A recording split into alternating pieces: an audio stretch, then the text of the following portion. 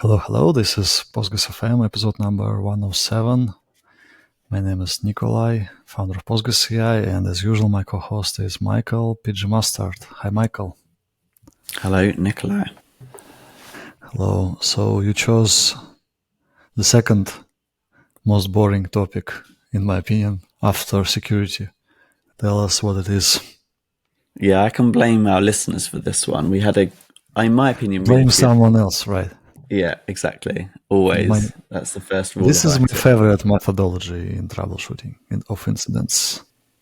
No, blameless culture, right? So we had a great listener suggestion to talk about compression. And I guess it's kind of surprising we haven't covered it yet. We've covered various topics around this, but they are specifically in the context of a couple of extensions that offer compression options. I thought it was a good topic to cover generally. We can talk about all the different things where compression is available in Postgres, kind of broad but shallow topic maybe this time. Yeah, we will talk about physical, like not lower level of compression, not the like modern way to compress data when you tell some LLM, I have a lot of data in this table. In this column, it's a huge chunk of text. Let's just summarize them and drop the detailed texts and so on, right? It's actually my favorite way to compress. Well, that's a good point, actually. I guess I assumed automatically we were talking about what would be called lossless compression. Yeah, exactly. so like with images. This is definitely lossy. Yeah, this will lose some details for sure. And introduce some details that don't exist, right? Not only exactly. It's lossy, it's also glossy, I guess. Yeah. So does it stand for lossy lying machines? Is that what they stand for? Yeah. So we talk about lossless, lower level, transparent compression when we just enable something and data suddenly takes less disk space or space when we send a network, like sending something in transit, so to speak, and we are able to uncompress it without any losses. And yeah, but it's all fully automatic, and users just use it, enabling some features. Probably this is our focus today, right? Yeah, exactly. And I think that's a good transition into kind of the two main benefits. And I think they're obviously related, but I think they are somewhat different and probably in some ways trade off against each other a little bit. What one is compression for the sake of storage. So if we have very repetitive data or data that compresses really well, we could maybe spend a lot less money and less resources by compressing it.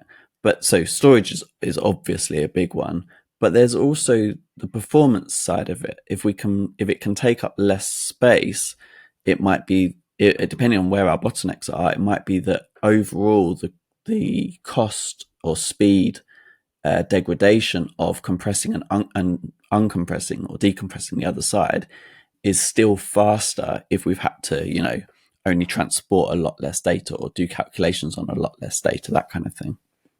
Let's maybe start with things we have for many years in Postgres, right? And then sure, okay. Discuss some new stuff and then discuss and compare what's beneficial, what's less beneficial. We have, first of all, compression at wall level for full page writes, full page inserts, right? FPIs. And full page inserts need to fix the problem of difference between the size of buffers, the pages in memory, 8 kilobytes in most cases, and the size of block in file system, very often 4 kilobytes, ext4, for example, right? And to avoid partial writes in the case of failures, Postgres, after each checkpoint, if the buffer was changed for the first time until the next checkpoint, Postgres doesn't write only the change itself, it writes the whole buffer. And if we, by default, wall compression is not enabled, it means whole buffer 8 kilobytes is written as is to wall, consumes 8 kilobytes, right? But if we enable wall compression, this page is compressed. And in my opinion, in most cases, if we talk about significant load, we should consider enabling wall compression. It can be beneficial, especially if you have short distance between checkpoints, because in this case you have more frequent full page writes happening. Of course, if you increase distance, then maybe the same page is becoming dirty. It means writes happen inside it. Many times, multiple times, and only for the first change, it will be full page write. Subsequent changes will be written only like deltas, right? Only tuple which was changed. But if you have quite frequent checkpoints, enabling wall compression, you can significantly reduce the size of wall written. And this has very good positive consequences, such as less data to write to backups. Wall archiving, archive command will archive less bytes, fewer maybe like gigabytes per hour, for example. And second, replication as well. Wall is smaller, so replication has less to transmit over network. Of course, compression needs CPU cycles and decompression needs CPU cycles. And I saw on Twitter some people mentioned they had problems when they enabled wall compression. But in my cases, I observed we always decided to switch it on. And CPU overhead was it was worth it. So there is trade-off here, CPU versus I/O, and we always chose in favor of less I/O. And then, with synthetic tests, I just showed you before we started this recording. I showed you we had simple PGBench experiment with max wall size 4 gigabytes, checkpoint amount 15 minutes. We saw wall reduction, I think, on regular PGBench workloads, which include writes, of course, inserts, updates, deletes. We saw 3 times less wall created, generated, or written. It's the same, right? When we enable wall compression, which is huge benefit, 3 times less wall. But if you had the checkpoint tuning, as we discussed in some of our last previous episodes, if you had it and distance between checkpoints is quite large, especially if you have Patroni and modern Postgres, which in case of failover or switchover doesn't require restart of all nodes, you can afford bigger distance between checkpoints and have max wall size set to, 100 gigabytes. In this case, it's unlikely the benefit will be so huge, not 3x, right? Of course, it also depends a lot on the data nature, right? If it's very repetitive, it's easier to compress, right?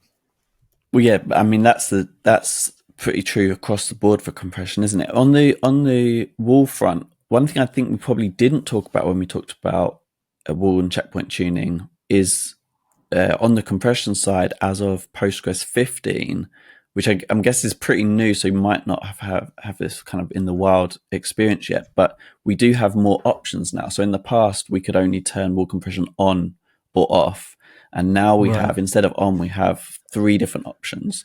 We have the previous option, which is the PGLZ algorithm, but we also have LZ4 and Z standard options now. And for the people that kind of complained about the CPU side of things, one option might be LZ4, I believe, would be less CPU intensive. It might not be faster. Huh? Faster and more lightweight in terms of CPU consumption. Yeah. But compression ratio is worse. Yeah. Well, it's not that different to PGLZ actually. It's but compared to some other modern compression algorithms, it tends to lose. But compared to PGLZ, you don't lose much. I think it is slightly worse on average. Obviously, it depends a lot on the data, but I think it's a pretty good option if you have that issue. And if you're testing turning this on a modern version of Postgres, worth trying at least, whether, depending on your constraints, trying those different newer options. Yeah, that's a great point. And 2 ideas here I have in mind. First of all, I remember these options, this standard and LZ4, they require compile flags to be turned on. I guess, like as you rightfully said, I don't have a lot of, it's fresh things, so I don't have rich production experience. But these flags, I guess they are turned on in the official apt packages, right? If you just install it on fresh Ubuntu, I hope it's so, but worth checking. This option should be turned on. So Postgres should be compiled with support of these two algorithms. And second thing, I think it's worth new research. Maybe with our bot, it should be quite easy. And we should just research maybe with different workloads and maybe with different Maxwell size. As I said, it's very important in this case, the distance between checkpoints. And just with regular pgbench, we could check all available algorithms on fresh Postgres versions and maybe draw some charts, right? Plot some charts. So yeah, we just like hands, but bot is definitely ready for that. So I think it's a great direction. I wish I had more hands. By the way, I wanted to say we are looking for maybe part-time database engineers, people who want some fun with this kind of work, like research. We usually do it public, so it's kind of interesting for community as well. So if some people listening to this podcast want to participate and work part-time with us with Postgres AI, definitely would be interested in discussing. So maybe we will have more hands and do this benchmark, for example. What's the best way for them to get in touch with you? Email or Twitter or LinkedIn, but email nick@Postgres AI, always good way to contact me. On the packaging front, I don't know, I haven't checked whether they have compiled Postgres with those flags, but I was pleasantly surprised. I'm on Google Cloud SQL for my own, for the pgmaster database, and recently upgraded to Postgres 16, finally, and was pleasantly surprised that I was able to turn on while compression with LZ4 and Toast. I was able to switch our default Toast compression algorithm to LZ4 as well, which is really cool. 16, you said? I'm on 16, but I think those are available as of version 15 for Wall and version 14 for Toast. That's great. So what benefits, do you remember some numbers? So I didn't do like extensive benchmarking, but the thing we use it for most is we have saved plans. So explain plans compress really well. It's a lot of large values. Repetitive. Yeah, many. Yeah. It makes sense. Yeah, so it's in JSON, especially, right? Well, both. Like text plans compress well too, but JSON plans compress extremely well. But obviously, JSON plans are bigger in the first place, so there's not. That's good. So compresses really well. But the main thinking was, we don't mind spending a bit more on storage for those, if the speed of retrieving them will be quicker. So people save a plan, they might share it with somebody on their team, and that person needs to load it. Obviously, it's like we're talking small amounts of time, but if the storage wasn't that different and the speed was faster, I was happy to make the switch. And it turned out the storage was slightly worse on average for the plans I tested with the LZ4, but the retrieval speed was faster. So I bit the bullet and did it. The cool thing is, the thing I didn't realize, I thought it would be a complex migration, but like, what do you do? Like, I thought you might have to change existing plans or existing data, but you don't. If you change the setting, it applies to new data. Right. Yeah, actually, this is a good point we didn't mention. It's like, so we're shifting to discussion of storage, compression, Toast, right? But it's a good point we forgot to mention about wall compression. It doesn't require restart. So you can switch it on, switch it off, and all new writes will happen according to the new setting. Of course, you need to send the SIG-hub signal or select PG reload conf. So configuration changes applied without any restart, which is great. And it also means it's like easier to try. If you have monitoring, if you prepare to roll back, it's easier to try. And if things go wrong, you can return. And so Toast compression is interesting. And so again, like, sorry, I'm not paying attention to details today somehow. You chose this standard, right? I actually chose LZ4. Oh, okay, okay. I was more interested in the speed of retrieval and than speed of compression and speed of retrieval than I was for like total size on disk. Yeah. Meanwhile, I asked our bot to double check how apt packages, official PGDG packages are created. Of course, these two options are there. So if you install Postgres on Ubuntu, you can try compression, various compression algorithms. Well, just to double check. Okay, so Toast. What else? We don't have a good ability to compress table data, right? By default in Postgres, we don't have it, and it's actually not a simple topic in RawStore. In RawStore, we have, so tuple by tuple is stored, and it can go in different pages. So like if we compress it, we can transparently compress it switching to ZFS, for example, and we saw like benefits in terms of disk space, like 10 to 30%, depending on data nature. Mm-hmm. But ZFS brings new challenges for administration for sure. It's still good, like to shave off 30%, and this is what you get by default if you install DBLab because it's on ZFS. So if you have, for example, terabyte size database in DBLab, it will look like 700 to 800 gigabytes only. It's much better. Mm-hmm. But but in Postgres itself, there are no good compression options for the heap. Regular. Except for single large, like if you have one column that's large, there's good. Like I think Toast is very good, but not for like smaller values.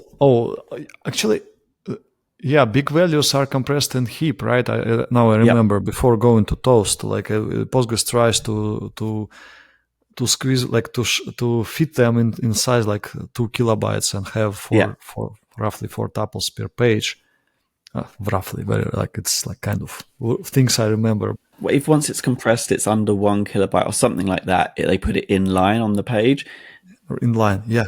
It just means that if you have values that are multiple kilobytes and that will compress well, even the default PGLZ will give you quite a lot of compression out of the box transparently in Postgres. It's just if you have lots of repeating small data, like time series data that could compress as a whole very well, the RawStore but this compression is applied to a single tuple, single row basically version, right? So single row version, it means that we only have one timestamp, for example, one like temperature and so on, several different columns, maybe a couple of timestamps, but different nature of timestamps. For example, created at and I don't know, like registered at something different timestamp. And Postgres tries to compress the tuple, and Toast, like we didn't cover, and there's no goal to cover it deeply. We had another episode on it. Yeah. Right. So Postgres tries to compress. If it doesn't fit, it shrinks it already, and chunks are stored in a separate so-called Toast table, which is actually also a regular table, which is kind of invisible to user, but you can inspect it if you want as well. And then decompression and reconstruction of tuple is occurring when it's needed. But what I'm trying to say, there is no for heap itself, there are no rich capabilities to control compression. And even if we had them, expected benefits would be not high compared to analytical column store databases where, for example, we have all temperatures or all timestamps stored in a separate file. Like only this column for all rows is stored here, and they all are temperatures, and maybe these temperatures are coming from for example, if they're coming from single source, they don't jump. I don't remember the word in English, sorry, but if the changes are not acute, right? I mean, if they change, if, for example, if temperature is increasing, probably it will be increasing for some time. It means that compression could be done using various algorithms, for example, applying deltas and storing only deltas, right? And we will probably discuss timescale DB soon, because this is pointing in the direction of timescale DB and what it provides. But so for column store, you can compress like 10x, which is not possible for row store. Or more even. But I think you're missing the multiple's interesting, right? But you've missed the fact that, like, let's say we had a row that is, let's say our two tuples are like a megabyte, but 99.9% of that is a single JSON column, and we have 10 other tiny little integer columns. We get way more than 10x compression ratio just with Toast. As if that blob compresses as well. Yeah. So as you know, probably I like when I was very young, I participated a little bit in XML function and data type development in Postgres, and I remember that time XML compression was the big thing, and I even remember hardware accelerators companies were selling to compress XML on the fly transparently. It's crazy. It's because a lot of structural pieces of the values can be compressed well in XML for sure, but like less in JSON, but still also like all those parentheses, braces, like quotes and so on. Like, or maybe it's also some, if it's JSON, not JSON-B, a lot of white spaces. Right? True, yeah.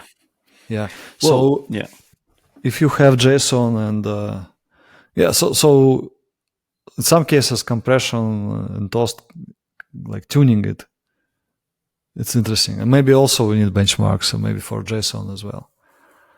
Right? It's good. Yeah, it will be good. interesting. But what I mean is more like the compression ratio is is very obviously extremely dependent on the data. But I think I'm very curious what you have. For example, if you know that some old values are not compressed and some new values are compressed, you check how much storage is occupied by, I don't know, by like 1,000 rows or so. It's worth checking. You can't, it's like impossible to store large values in Postgres without, actually, no, you can turn compression off, but Toast, you can turn compression off with Toast, but the default is on. So I have never tried it without. So I don't have that to compare. But just to give you an idea, we didn't used to compress plans so we only store plans in local storage by default, like in browser local storage, and that's an extremely limited resource. Like I think in Firefox it's like 5 or 10 megabytes depending on the version. So that's not very much when you're talking large query plans. Like obviously it's a lot for most people's query plans, but some people will come up with query plans that are like dozens of megabytes. Varalina data types accept up to 1 gigabyte, right? But as I remember, it's better not to go beyond like a couple of 100 megabytes because performance will become terrible. Well, just to give you an idea though, quickly, these plans were compressing from megabytes down to kilobytes. Like it was easily, it was more than 95%. I think in some cases, like, That's cool, but still, it's all compression of only one tuple and actually one value, not tuple value here. One value, right? Yeah. But it feels like it would make sense to have some compression maybe at page level as well, and so on. This is what ZFS provides transparently if you put Postgres on top of it, right? So compressing pages, I think, even if it's still a row store, maybe like having these abilities. I remember Peter Zaitsev talked a lot about new features in MySQL many years ago. I think MySQL has more settings in this area for compression of storage. Have you like heard or remember something from it? We have mostly questions today, right? I didn't know that.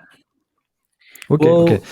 They seem to be a bit further ahead on the storage engine side of things, don't they? Like they've had multiple storage engines for quite a lot longer than, well, like we don't have. But so it wouldn't surprise me if they were ahead on that front. But you mentioned timescale. It feels like we've had a history of a few extensions that have offered the option for columnar storage. Before going there, let's just touch a little bit options that Postgres could have, and there are some discussions and like what else could be compressed inside. For example, temporary files. temporary files. Yes, good idea. But we should also probably talk about things that we actually haven't mentioned, that like backup files, PG dump files. Like this is already. Yeah, I wanted to do it, but look, like before going to backups or dumps, backups and dumps, it's like already like going outside of Postgres. But imagine we have Postgres, we run some queries. We discussed WAL, which is like the first thing we should discuss because data is written there first before it's written in data files, so pages and so on, right? Mm-hmm. So we discussed WAL. We discussed the storage itself, Toast. This is what we have, and that's it, right? Okay. Not at page level, it can be achieved by file system, but that's it. Indexes, I have no idea. Like maybe deduplication, which was done in Postgres 13.14 by Peter Gagan, Anastasia Lubennikova. Maybe this can be considered as compression, actually, right? That's a good shout. Like, yeah. Native compression, like pieces of compression, because like it occupies less space, right? It's kind of, why not? So, but it's optimization, but still. And last time we discussed, what was the topic last week? Out of disk, right? And remember we mentioned, I named it exotic, and some listener commented on YouTube. By the way, thank you all those who write something on YouTube or on Twitter, or LinkedIn. It's very like good to receive feedback. So they mentioned that temporary files is not that exotic. And if you run like huge, heavy queries, so they had it, you can be out of disk space because temporary files were huge and consumed a lot of disk. And compression of them makes total sense to me, right? What do you think? Well, we don't have it, right? I was watching a really good video that you sent me a link to by Andrei Borodin. Right. And CytosCon 2023. Yes. And I watched it last night, and he mentioned that in order to be, I think there was a problem with durability. Like, if you forget about problems, this is like I'm just that doesn't make sense. My answer is yes. He started doing the work, and it's more complex than it might sound. But yeah, like it makes sense, but it's complicated. Yeah. Full disclaimer: I just chatted with Andrei this morning, and this is what he told me, and I'm just shamelessly using his ideas. So it's worth compressing pages, as I mentioned, and it's worth compressing temporary files. Andrei says it's just lack of time and hands, but it's worth implementing and proposing patch. So yeah, it's a great idea. I hope he will find time to work on this, and other people probably will find time to move Postgres forward in this area. And in this case, imagine if temporary files are compressed. In this case, I would be more right saying it's exotic to be out of disk space when you have temporary files occupying a lot of disk space, right? I think it makes extra sense because the type of things that are generating temporary files, like sorts and hashes, like it's probably like a lot of similar values. I'm guessing there would be a fair amount of repetition, which would naturally suit compression as well. So I'm wondering if there's not only would it just take up less space, and obviously there's benefits there, but I'm wondering if there might be performance benefits too. Yeah, that's a good point, actually. When we talk about saving disk space, sometimes it's also about performance. If disk is slow, it's better to consume cycles of CPU for compressing, decompressing, and things become much faster. I agree. This is a good point. But it's not always so. It depends. Exactly. It depends.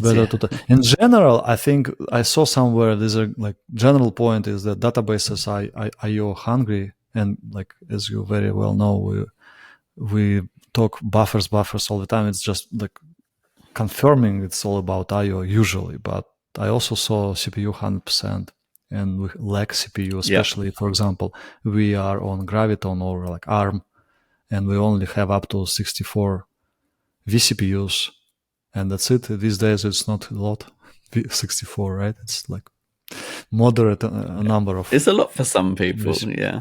Right. But it's not 360, it's not 800 like you showed me on AWS for Intel Scalable Xeon. So if it's 64, a lot of clients. And in this case, CPU becomes very valuable resource, right? Of course. Right. So in this case, probably we might be preferring to spend more disk I/O cycles. Okay, what else can be compressed in Postgres? We talked about, like, I mean, ideas which are not currently implemented.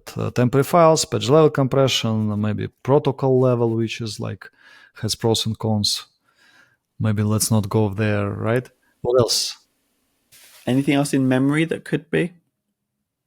Oh, interesting. Maybe. I don't know, but I think if we, for example, shifting more maybe to some additional projects, I think we will talk about Hydra and Timescale DB. If, for example, we have storage engine and we have some tables defined as column store, this is what Hydra provides, right? In this case, it makes total sense to compress those tables. Or, for example, if we mentioned last time talking about disk space, or we have row store, but we have partitioning and some old partitions we considered as having archived data, and this data we want probably compress, and maybe we want to store it not on the regular disk, but on object storage. And we discussed PGT Tempo developed. So kind of bottomless Postgres, but we want all data to be compressed and rarely used, right? Yeah, I saw 3 different approaches from different extensions. One, like the Hydra one you mentioned, I think came from Citus data originally. CStore FDW, I think, was the original. It's AGPL from Citus inherited by Hydra, right? Yeah, so I think that is very much like from the start of a table's life, you choose whether it should be row store oriented or column store oriented. That's one approach that makes a lot of sense.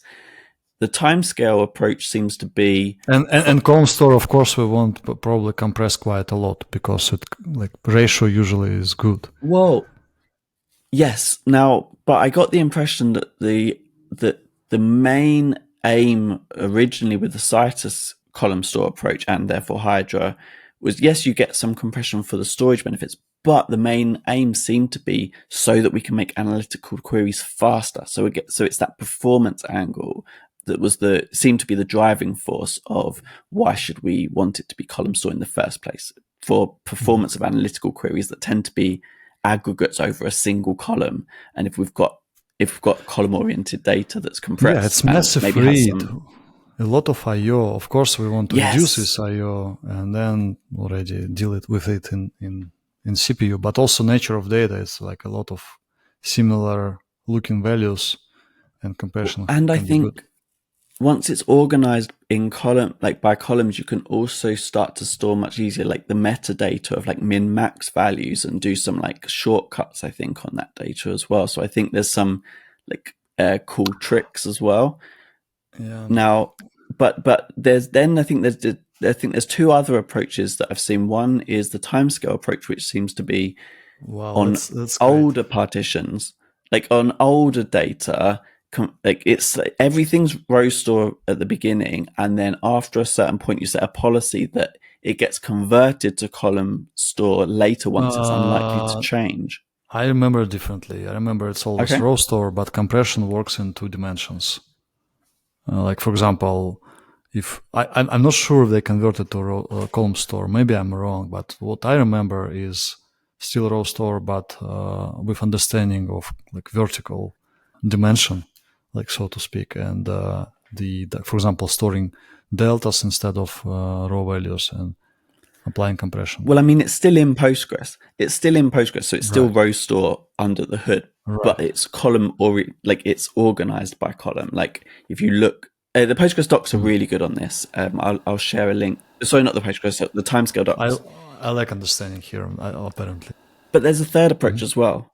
I think that, so the timescale approach, I think, is more optimized for space. I think the compression is more on the let's make older partitions take up less space because you have so much data. Times less.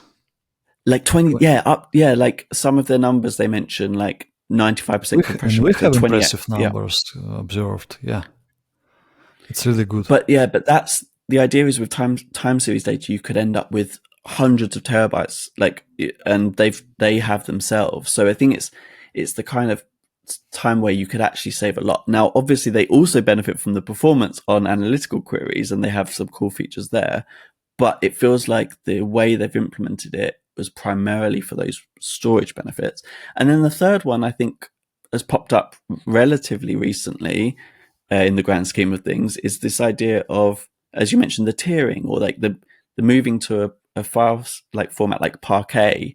So exporting data out of Postgres into a compressed format on object storage that's normally column oriented, so that you can get these fast analytical queries and that they take up a lot less storage With some space. big limitations for data types, I suspect, right? Only like limited set of data types supported for those kinds of things. Well, and like how do updates and deletes work? I don't actually know all of the details. It only. Yeah, so there's definitely like limitations and differences between these, and a lot of like, we're not going to be able to describe them all here, obviously, time-wise. But I found it really fascinating that there's these three different, quite different approaches. What do you think? Right. Yeah, well, it's super interesting to observe progress here. I like, probably again, like, for me, this episode raising more questions than answers. I think after this episode, I will be planning more experiments to study benefits, and I guess we always need to take into account several metrics: compression ratio, speed of compression, speed of decompression, right? Maybe the CPU overhead itself, if it matters for us, how much CPU we consumed. So yeah, timescale DB and Hydra are interesting in this area. And I remember my big impression reading the timescale DB details in their blog post, how they implement compression. I think we forgot, because of me, we forgot to talk about compression of dumps. pgdump has compression options, and also compression of WAL files as a whole, which I think Postgres doesn't provide it, but both pgBackRest and WAL-G, I think the most popular backup tools, they both do it, right? Because if you have 16 megabytes file, if you compress and you have like 3 times less, for example, as I remember, like 5 megabytes maybe or so, and maybe even less in some cases. Again, it depends on data. In this case, it's much better in terms of storage costs and transfer speed and so on. So, but this will consume some CPU cycles, and usually archive command is working on the primary. This is the key here. Usually, to avoid risks of having longer delays, lag of archiving, because we need WALs. It's part of our DR strategy, the disaster recovery strategy. So we want to archive WAL as fast as possible. And this means we do it on the primary. And if we archive whole WAL, we need some CPU. And if a lot of WAL generated, probably we will need multiple workers. And then you see already more than 100% of single CPU. So meaning multiple cores are busy. Like 200%, we like out of our 360 cores, vCPUs, we allow 2 cores to be used to compress and archive WALs. It's just like some random numbers in my head, but definitely if we talk about compression of whole WALs by WAL-G or pgBackRest, we need to keep in mind the most valuable CPU resource, which is on primary. We need to think about capacity here, and the decompressing usually is not a big deal, especially if we can fetch WALs using multiple workers from object storage like S3 and decompress them. Usually it's not a big deal, but still worth remembering. So usually we have compression there. Unfortunately, Postgres right now doesn't do it like officially. So this is here I talk about again third-party tools, which are very common, popular. WAL-G, pgBackRest, others as well. I think they also compress, right? And pgdump, it's official, very official. pgdump, pgrestore. they support compression for custom or directory or both formats, right? I always mix them. Yeah, and this is one of the oldest. Like this has been in forever, right?